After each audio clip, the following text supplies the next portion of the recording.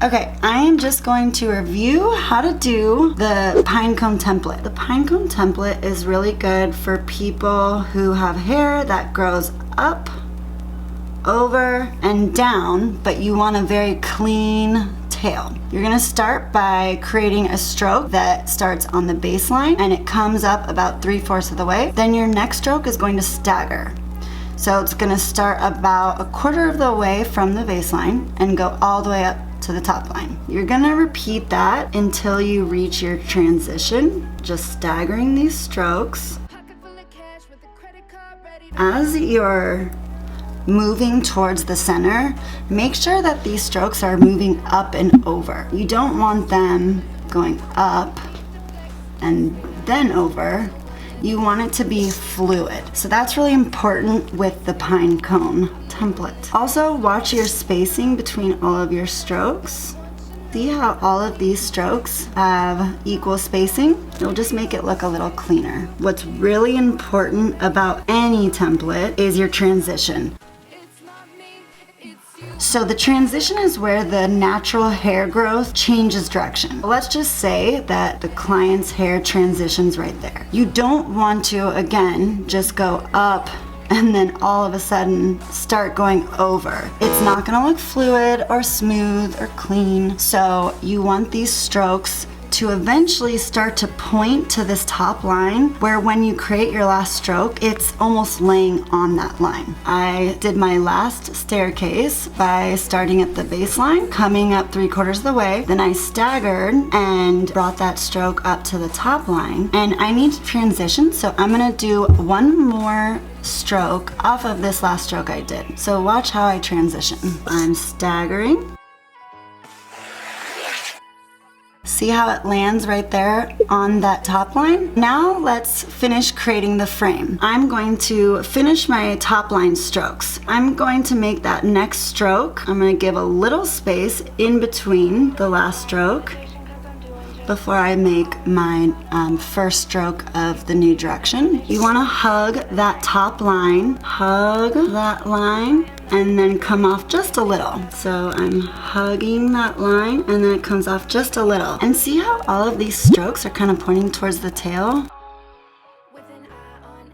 And that last stroke is going to be on that brow mapping line. With the whole theme of a fluid eyebrow with strokes that just seemingly move from one direction to the other, we don't want it to look choppy. We're going to finish all of our baseline strokes. Notice how that stroke right there is really squeezing or hugging that staircase before it. You wouldn't want it to be like this.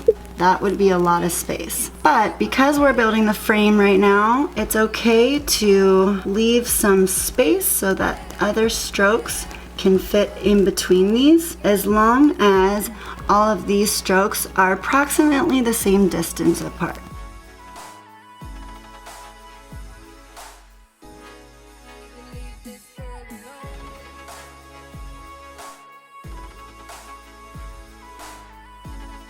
This is the frame for the Pinecone.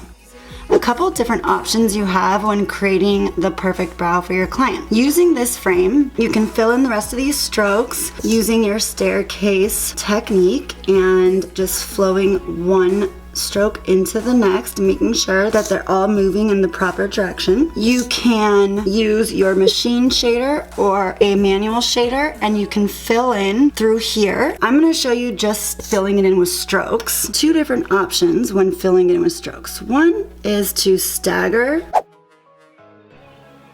the stroke off of the baseline stroke. This would be the traditional staircase rules where you stagger your strokes like that. Now this is the traditional way of staggering your strokes.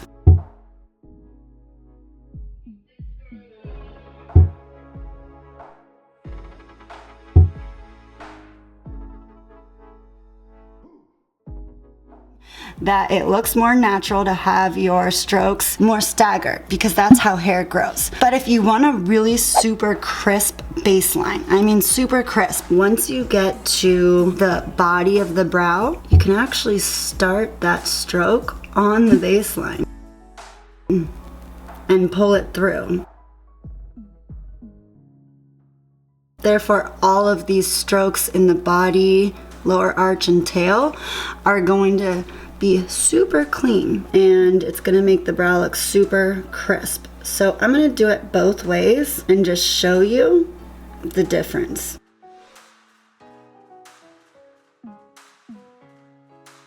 Now here, when I'm filling in, I'm just building each stroke off a previous stroke, making sure it's in a fluid movement so it doesn't look choppy.